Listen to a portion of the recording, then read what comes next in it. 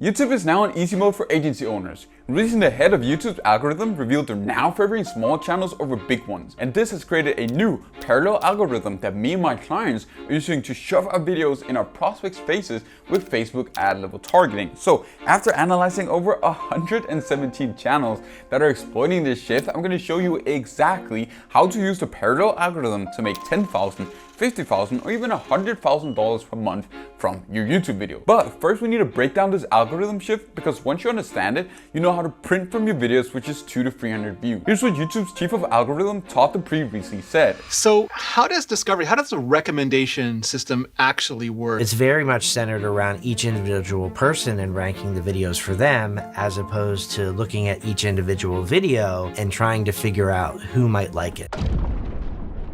Now what Todd is revealing here changes everything for agencies, because YouTube used to primarily rank videos based on how they perform, but today they're primarily ranking them based on how interested each prospect might be in that specific video, which is probably why you've been seeing more low view videos in your feed. But here's where it gets crazy, because back in the day, if you got 200 to 300 views, they wouldn't really mean much. But today, because of the parallel algorithm, if you make videos for your target audience, those views will be from hyper qualified people who are ready to buy. And usually you have to pay Meta thousands of dollars for something like this, but YouTube will actually pay you via AdSense to reach your target audience, making this one of the biggest opportunities of the 21st century. However, after analyzing over 117 of these channels, I found that it's not so much about what you do, it's actually more about what you shouldn't do, because as long as you post consistently, you're going to get clients. So I've identified the 5 critical mistakes that are stopping agencies from leveraging this parallel algorithm. And if you don't know of these mistakes, then knowing about this opportunity won't even matter in the first place. And I promise that in the next few minutes, you won't just be getting value, but you'll be getting value per second,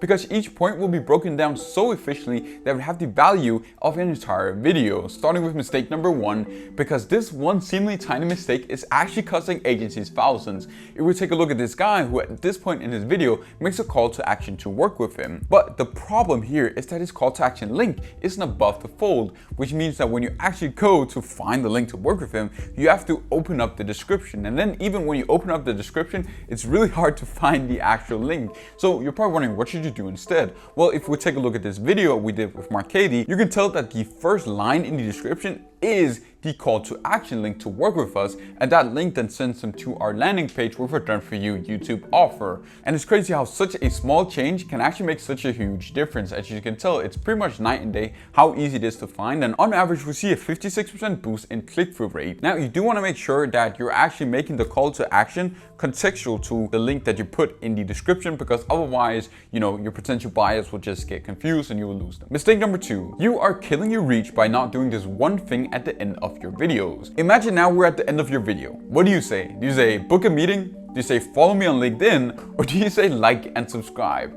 Please don't do any of these, because instead you want to use what's called the flywheel strategy, which is something that both Ali Abdaal and Alex Mosi both are using. But you might be wondering, why is this even better than like and subscribe? Well, the truth is the algorithm has a secret metric called session watch time, which measures how long someone stays on the platform after watching your video. So let's say someone watches your Facebook ads tutorial. Do they stay on the platform for 2 hours, or do they leave after 10 minutes? And the truth is, if you send someone away from YouTube, right, if they leave after watching your video, you do get punished, because YouTube wants people to stay on the platform, because that's how they print money from ads. And so the question you're probably wondering is, how do you actually get someone to stay on YouTube? Well, the best way is to make them watch more of your videos, of course. So that's what they're both doing, and also by putting this video link in the actual end screen. I'll show you guys how to do this. But the truth is, when you do a flywheel CTA, you want to give them a reason. That could sound like, now you've seen how to structure your campaigns, but if you don't know the new way to make ad creatives, you're falling behind. Click the video on screen now to learn exactly how. And then you just want to put the video link call to action. So let me just show you guys how to do this. So first you want to go into YouTube Studio, then you want to go into content, and then you want to find the video that you want to put the video link call to action. Then you want to click editor, then you want to click end screen, then you want to click video, and then you want to select choose specific video, and then make sure to choose the video which is actually contextual to the call to action that you make. And then you can move it around nice to make sure that it fits perfectly in the video, and it's already automatically added to the end. Then you just want to click save and you're done. Mistake number 3, agencies view their channel completely backward, because never ever ever do you just want to upload your video to YouTube, make it public and just leave it there. That is fucking stupid, because these aren't just YouTube videos. These are VSLs, lead magnets, and objection handling pieces of content that create no like and trust factor, build audience goodwill, and shows your expertise. So you best believe our clients' videos are put on LinkedIn as lead magnets, they're put on the sales page to build trust, and they're sent out before sales calls via email to handle specific objections that they might be getting often at that point. And what's crazy about this is how hard it usually is to get someone to watch a VSL, but people will happily watch a YouTube video because they're getting value. So start using your videos as sales assets and profit. Mistake number 4, a lot of people when they start on YouTube start going super broad.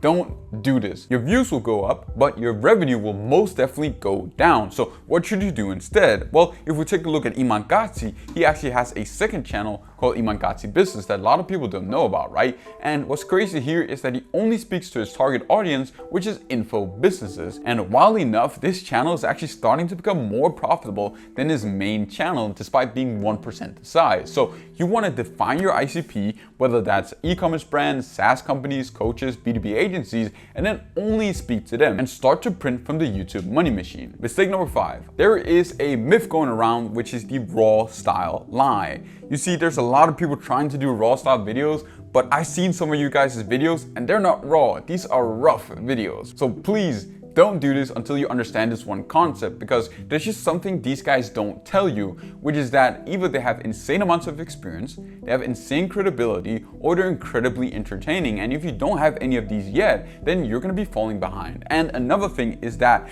these guys are not getting the same views that they actually used to do, because raw style videos was a trend, right? And this is taken directly from Google Trends. So the question is just, what should you do instead? Well, someone like Charlie Morgan knows the fundamentals and then applies those to raw style videos, because this thumbnail isn't random, even though it does look like it, because he understands the secrets behind good packaging, structure, and hook.